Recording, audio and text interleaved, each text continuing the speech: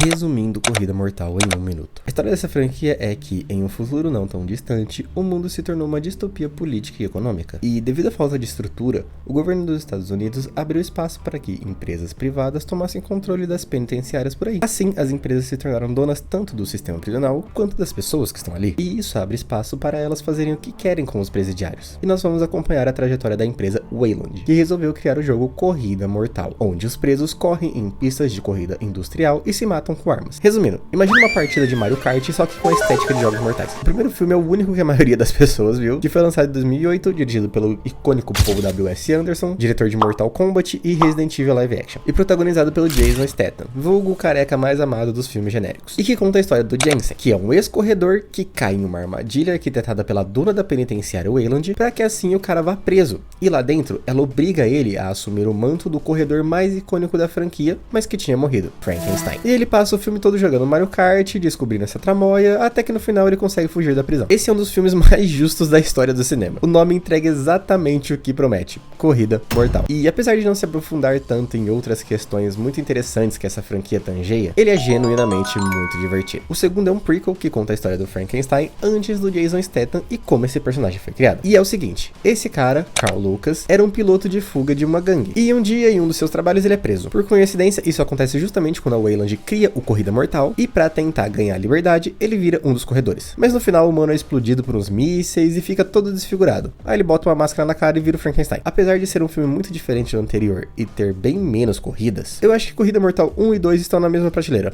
Filmes divertidos. O terceiro já entra em território perigoso porque só 7 pessoas no mundo viram ele, incluindo eu mesmo. Mas ele é a continuação do prequel anterior, que inventaram um monte de retcon, os caras tiram uns plots idiota da bunda pra tentar fazer um filme que farma aura, e eu até gostaria que esses fossem os maiores problemas dele, mas a direção me deu epilepsia. Então, além de ser sem sentido e não dá pra entender nada do que tá acontecendo nas imagens, ele é um filme muito chato. No quarto tiraram Paul W.S. Anderson e Roy René, que foram os diretores dos 3 primeiros. E que bom que isso aconteceu. Aqui os caras avançam no tempo e o mundo todo se tornou uma distopia agora. E o que antes eram prisões de empresas privadas se tornou o asilo político de criminosos. Aí nessas o FBI manda esse cara pra lá, infiltrado pra matar o atual Frankenstein, que é o dono dessa prisão e que confronta o governo mundial. Porém, assim como Avatar e Dança dos Lobos, ele se apaixona por uma mulher da tribo que ele se infiltrou pra destruir. No fim, o nosso protagonista até mata o Frank, mas ele resolve assumir o manto do cara e virar o novo líder revolucionário. Infelizmente, como isso é um short, não dá pra destrinchar tudo de bom que esse filme tem. Então vá lá no canal ver o meu vídeo. Mas é assustador como o quarto filme de uma franquia B de filmes de ação consegue ser o melhor dela. Além de entender 100% a sua proposta, o filme fala diretamente sobre todos os conflitos sociais que os outros só pincelam. E é de longe o meu favorito.